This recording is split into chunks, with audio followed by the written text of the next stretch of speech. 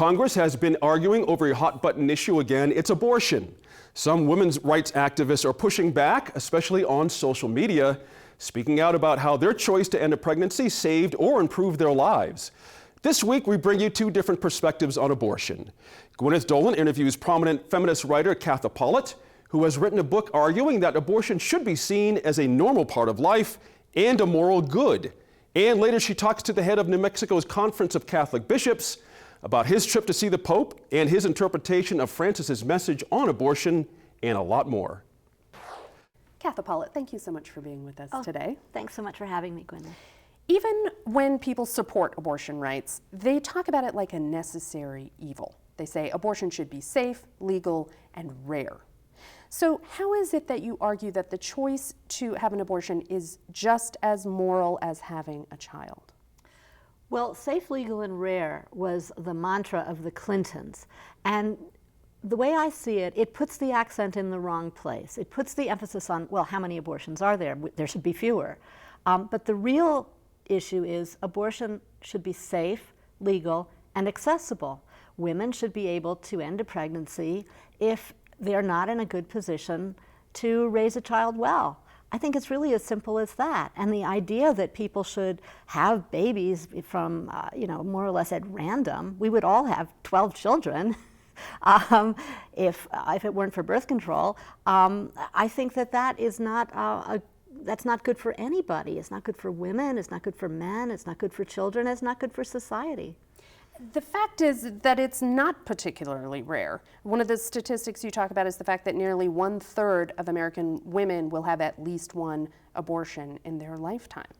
It's true. It's around 1 million a year, and it's incredibly common. And that's such a strange feature of the whole debate around abortion, is that we treat it as if it is a rare thing that, okay, who has abortions? Sluts.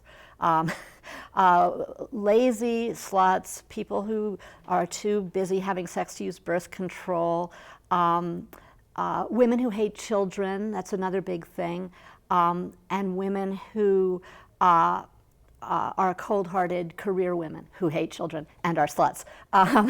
And whereas actually 61% of women who have abortions already are mothers. It is a normal feature of women's reproductive life, and we need to talk about it that way. And that's really sort of counter to the way most women approach this as something that they don't want to talk about. I think that's why these figures are pretty surprising to people, because people don't consider it something normal, as you say it should be, but that it is something that should be not discussed. Well, there's tremendous stigma around abortion. I've met many women, as I go around talking about the book, who have never told anyone that they've had an abortion, and sometimes they'll announce in the middle of a book reading, when I'm reading from my book, that they've had abortions. I met a woman who said, I had an abortion, I never told anyone, even my best friend. And I said to her, what would happen if you told your best friend? And she said, she'd probably tell me she had had an abortion too. So there's this tremendous sense of women being silenced, and the thing that's bad about that, of course, you shouldn't have to talk about your abortion. It should be a private thing. But what the effect of all this silence is that people have very distorted views about abortion. They think that they don't know anyone who's had an abortion. It's most unlikely that that's true. They think women who have abortions are exceptional, weird, awful people. Also not true. So it would be so much better if we could just look at this all in a realistic, calm way. Yet there are people who are very, very uncomfortable with the idea. Here in New Mexico, we have relatively liberal abortion laws, and we're one of the few places that offers access to late-term abortions very late. Do your beliefs about this apply to abortions that are done as late as some in New Mexico, even into the 3rd trimester?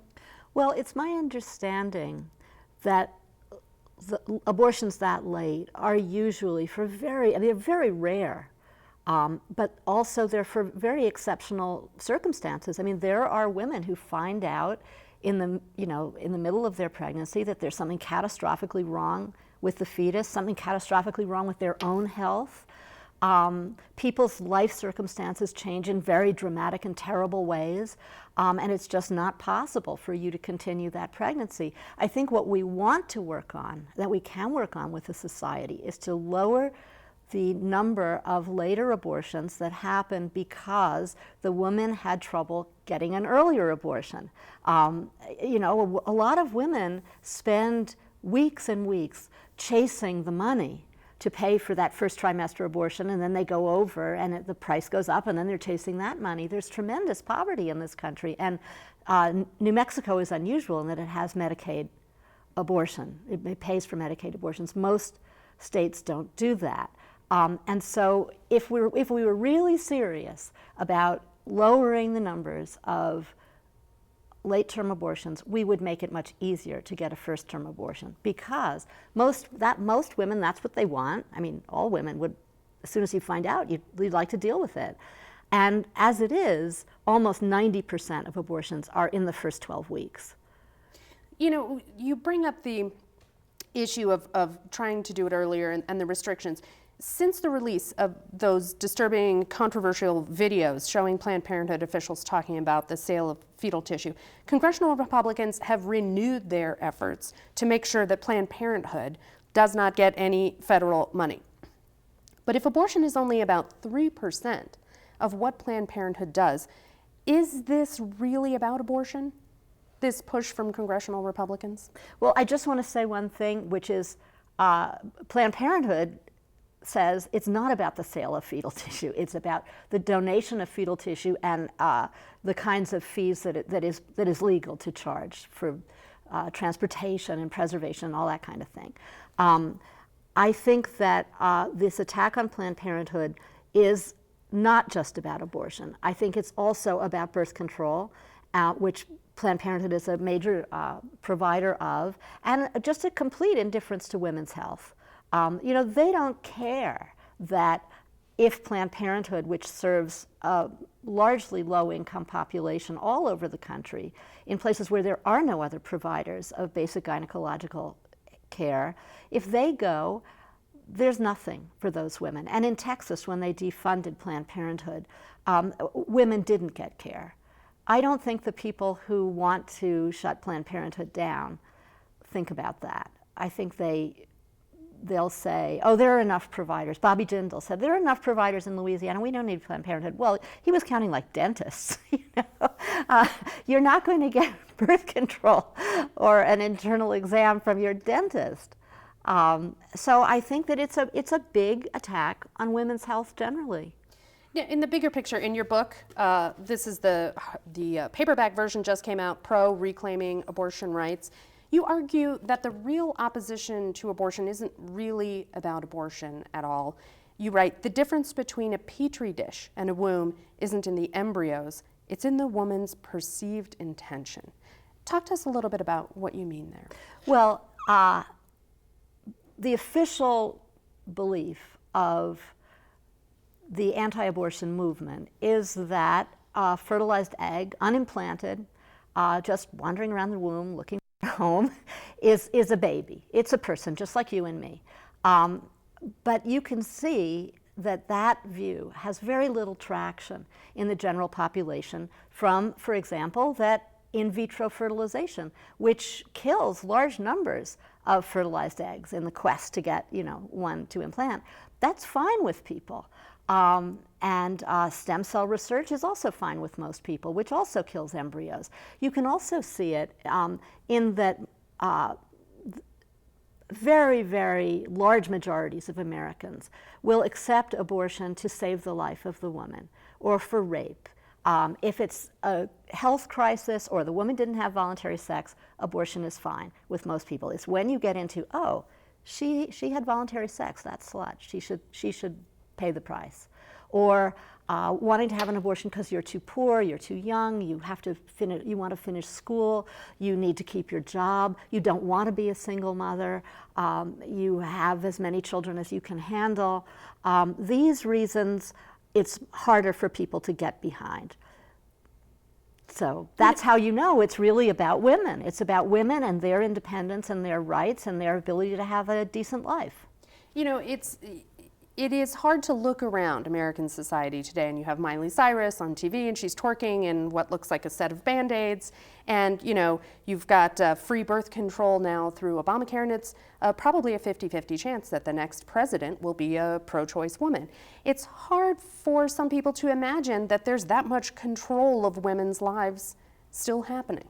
Yes, and I think that that is a big problem for the pro-choice movement, is people don't realize how at risk those rights are. I mean, if you're not, if you don't have a pregnancy scare, if you've never had a pregnancy scare, then you may not realize how close you are to being in some very stressful and difficult situation trying to access abortion.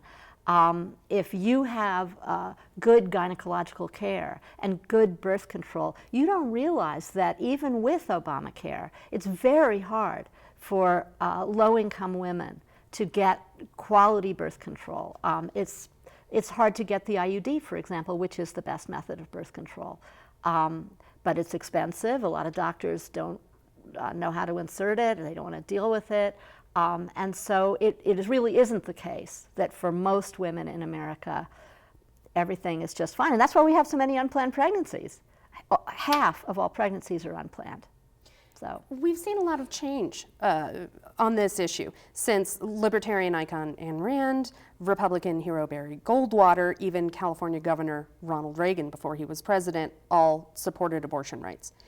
It is very hard to find a Republican politician now who supports abortion rights. What has changed over the past 40 years? Well, it's fascinating because you're completely right. If you go back to the 70s and the 60s, you will find that actually the Republican Party was maybe a little more pro-choice than the Democrats, because the Democrats had a lot of urban working-class Catholics in their party, and they tended to be conservative on these issues. But what happened after Roe v. Wade was this sort of grand sorting out in the parties, where the Republican Party really went after the religious right and said, come be with us. We're going to be against abortion and against pornography, against, you know, all the things you're against, and we'll be socially conservative. And the more liberal people shifted over into the Democratic Party. So now there's a real difference between the parties. And what has happened is that the anti-choice movement is so important a part of the Republican base. They need those votes.